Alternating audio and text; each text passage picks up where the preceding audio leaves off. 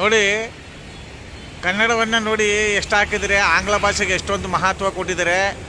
ಕನ್ನಡವನ್ನು ಯಾವುದೋ ಒಂದು ಮೂಲೆಯಲ್ಲಿ ನೋಡಿ, ಕನ್ನಡ ಈ ಕಡೆ ಲಾಸ್ಟಲ್ಲಿ ಕಡೆ ಭಾಗದಲ್ಲಿ ಕನ್ನಡ ಹಾಕಿ ಸಂಪೂರ್ಣವಾಗಿ ಆಂಗ್ಲಮಯ ಮಾಡಿದ್ದಾರೆ. ಇಂಥವ್ರ ವಿರುದ್ಧ ಸಂಬಂಧಪಟ್ಟ ಅಧಿಕಾರಿಗಳು ಕೂಡಲೇ ಕ್ರಮ ತಗೋಬೇಕು.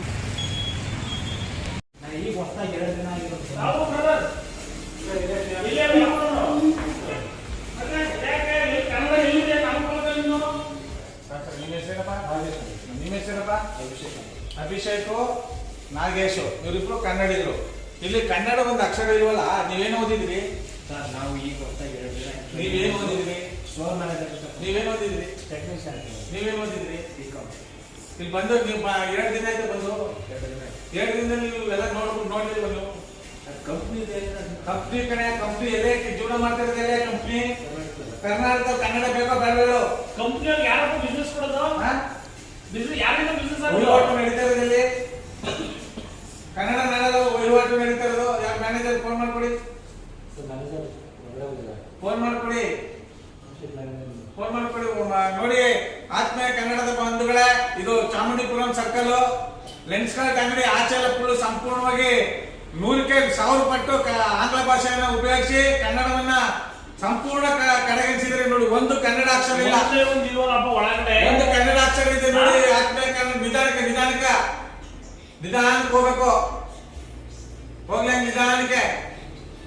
ಒಂದು ಕನ್ನಡ ಅಕ್ಷರ ಇಲ್ಲ, ಬರೀ ಎಲ್ಲ ಆಂಗ್ಲಮಯ ಮಾಡ್ಕೊಂಡು ಈ ರೀತಿ ದೌರ್ಜನ್ಯಗಳು ಮಾಡ್ಕೊಂಡು ಕನ್ನಡದ ಮೇಲೆ ಕರಪ್ರಹಾರ ಮಾಡ್ತಿರ್ತಕ್ಕಂಥ ಇಂಥ ಕನ್ನಡ ದ್ರೋಹಿಗಳಿಗೆ, ಇಂಥ ಕನ್ನಡ ಏಡಿಗಳಿಗೆ, ಇಂಥ ಕನ್ನಡ ಕಟಕರಿಗೆ ಸಂಬಂಧಪಟ್ಟಂತ ಇಲಾಖೆ ಅಧಿಕಾರಿಗಳು ಕಾನೂನು ಕ್ರಮ ಕೈಗೊಂಡು ಇಲ್ಲೇನು ನೀವು ಪರವಾನಗಿ ಕೊಟ್ಟಿದ್ದೀರಿ ಅದನ್ನ ರದ್ದುಪಡಿಸಬೇಕು ಅಂತ ನಮ್ಮ ಮೈಸೂರು ಹೃದಯವಂತ ಕನ್ನಡಿಗರ ಬಳಗದಿಂದ ಕನ್ನಡಾಂಬೆ ರಕ್ಷಣೆ ವೇದಿಕೆಯಿಂದ ಉಗ್ರವಾಗಿ ಖಂಡಿಸುವುದರ ಮೂಲಕ, ಆಗ್ರಹಿಸುವುದರ ಮೂಲಕ ಒತ್ತಾಯಿಸ್ತೇವೆ.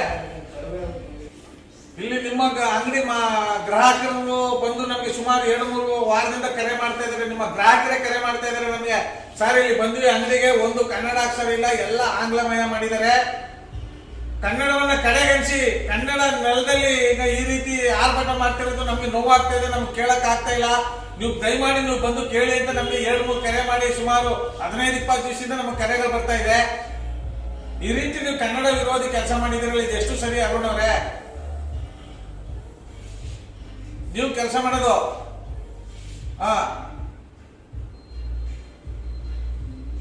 ಮೈಸೂರಲ್ಲಿ 12 ಶೋರೂಮ್ ಇದೆ.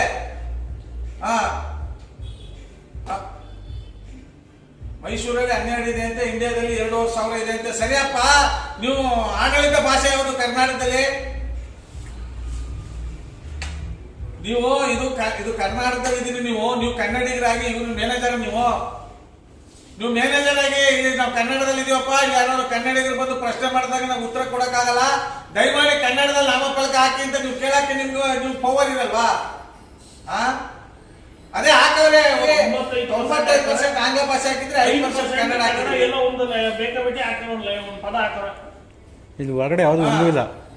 ನಾವು ಮನವಿ ಕೊಡ್ತೀವಿ, ಅತಿ ಶೀಘ್ರದಲ್ಲಿ ಕಳೆದ ಒಂದು ವಾರ 10-15 ದಿನದಲ್ಲಿ ಅದನ್ನ ಸಂಪೂರ್ಣವಾಗಿ ನೀವು ಆಂಗ್ಲಮಯನ ತೆರವುಗೊಳಿಸಿ ಕನ್ನಡಮಯ ಮಾಡಬೇಕು. ಈಗ ನಾವು ಕೊಡ್ತೀವಿ, ಮನವಿ ಕೊಡ್ತೀವಿ. ಈಗ ನಾವು ನಿಮ್ಮ ಇವರು ಹುಡುಗರ ಕೈಲಿ ನೀವು ಆದಷ್ಟು ಕನ್ನಡವನ್ನ ಸರಿ ಆಯ್ತು ನೋಡಿ. ನಗರ ಪಾಲಿಕೆಯಿಂದ ಮಾಹಿತಿ ಇಲ್ಲ, ಸಂಬಂಧಪಟ್ಟಂತ ಕನ್ನಡ ಸಂಸ್ಕೃತಿ ಇಲಾಖೆಯಿಂದ ಮಾಹಿತಿ ಇಲ್ಲ, ಕನ್ನಡ ಪ್ರಾಧಿಕಾರದಿಂದ ಮಾಹಿತಿ ಇಲ್ಲ. ಅವ್ರು ನೋಡಿ ನೀವು ಮನವಿ ಕೊಡಿ ಸರ್, ನಾವು ಸರ್ಕಾರ ಆ ಕಂಪ್ನಿಗಳಿಗೆ ವಿಷಯ ಮುಡಿಸ್ತೀವಿ ಅಂತ ಹೇಳ್ತಾ ಇದ್ದೀವಿ. ಎಂತ ದುರ್ಗತಿ ಬಂದು ಒದಗಿದೆ ನಮ್ಮ ಕನ್ನಡ ನಾಡಿಗೆ. ಇದು ಅಕ್ಷಮ್ಯ ಅಪರಾಧ. ಅದೇ ಅಧಿಕಾರಿಗಳ ಬೇಜವಾಬ್ದಾರಿ ತಂಡದಿಂದ ಈ ಸಮಸ್ಯೆಗಳು ನಡೀತಾ ಇದೆ. ಈಗ ನಾವು ಮನವಿ ಕೊಡ್ತೇವೆ, ಯಾವ ಮಟ್ಟಕ್ಕೆ ಅವರು ಅದನ್ನ ಆ ಮನವಿಗೆ ಸ್ಪಂದಿಸ್ತಾರೋ ನೋಡೋಣ. ಲೆನ್ಸ್ ಕಾರ್ಟ್ ಅಂಗಡಿ ಅಂತ ಕನ್ನಡಕ ಅಂಗಡಿ ಇದೆ. ಈ ಕನ್ನಡಕ ಅಂಗಡಿಗೆ ಬಂದಂತ ಗ್ರಾಹಕ ದೇವರುಗಳು ಇಲ್ಲಿ ಕನ್ನಡ ಇಲ್ಲಿರೋದ್ರಿಂದ ನಮ್ಮ ಮೈಸೂರು ಹೃದಯವಂತ ಕನ್ನಡಿಗರ ಬಳಗಕ್ಕೆ ಸುಮಾರು 10-15 ದಿನಗಳಿಂದ 4-5 ಕರೆಗಳು ಬಂದಿದೆ. ಇಲ್ಲಿ ಒಂದು ಅಕ್ಷರ ಕನ್ನಡ ಇಲ್ಲ ಅಂತ ಇವತ್ತು ನಾವು ಇಲ್ಲಿ ಸಂಬಂಧಪಟ್ಟ ಭೇಟಿ ಕೊಟ್ಟು ನಾವು ಮತ್ತೆ ಕನ್ನಡಾಂಬೆಯ ರಕ್ಷಣಾ ವೇದಿಕೆಯಿಂದ ಮೈಸೂರು ಹೃದಯವಂತ ಕನ್ನಡಿಗರ ಬಳಗದಿಂದ ಇವತ್ತು ಭೇಟಿ ಕೊಟ್ಟು ನಾಗೇಶ್ ಅವರಿಗೆ ಸಂಬಂಧಪಟ್ಟಂತೆ ವ್ಯವಸ್ಥಾಪಕರ ಜೊತೆ ಅರವಿಂದ್ ಕುಮಾರ್ ಅವರ ಹತ್ರ ಮಾತಾಡಿದ್ದೇವೆ. ಈಗ ಅವ್ರು ಮನವಿ ಕೊಡಿಸಾರೆ ಅಂತ ಇವತ್ತು ಮನವಿ ಕೊಡ್ತಾ ಇದ್ದೇವೆ. ಈ ಮನವಿಗೆ ಎಷ್ಟು ದಿವಸ ಸ್ಪಂದಿಸಿ ಕನ್ನಡವನ್ನ ಕಡೆಗಣಿಸಿರೋದನ್ನ ಆಂಗ್ಲ ಭಾಷೆಯಲ್ಲಿ ತೆರವುಗೊಳಿಸಿ ಕನ್ನಡವನ್ನ ಸಂಪೂರ್ಣ ಕನ್ನಡಮಯ ಮಾಡಬೇಕು ಅಂತ ಇವತ್ತು ನಮ್ಮ ಮೈಸೂರು ಹೃದಯವಂತ ಕನ್ನಡಿಗರ ಬಳಗದಿಂದ ಕನ್ನಡಾಂಬೆಯ ರಕ್ಷಣಾ ವೇದಿಕೆಯಿಂದ ಇವತ್ತು ಮನವಿ ಮಾಡ್ತಾ ಇದ್ದೇವೆ. ಈ ಕೂಡಲೇ ಸಂಬಂಧಪಟ್ಟಂತ ಅಧಿಕಾರಿಗಳು ಇಂಥವ್ರ ಮೇಲೆ ಕಾನೂನು ಕ್ರಮ ಕೈಗೊಳ್ಳಬೇಕು. ಇವ್ರಿಗೆ ದಂಡ ವಿಧಿಸುವುದರ ಮೂಲಕ ಆಂಗ್ಲ ಭಾಷೆಯನ್ನು ತೆರವುಗೊಳಿಸಿ ಕನ್ನಡ ನಮ್ಮ ಬಳಗದಲ್ಲಿ ಹಾಕಬೇಕು ಅಂತ ಇವತ್ತು ಒತ್ತಾಯ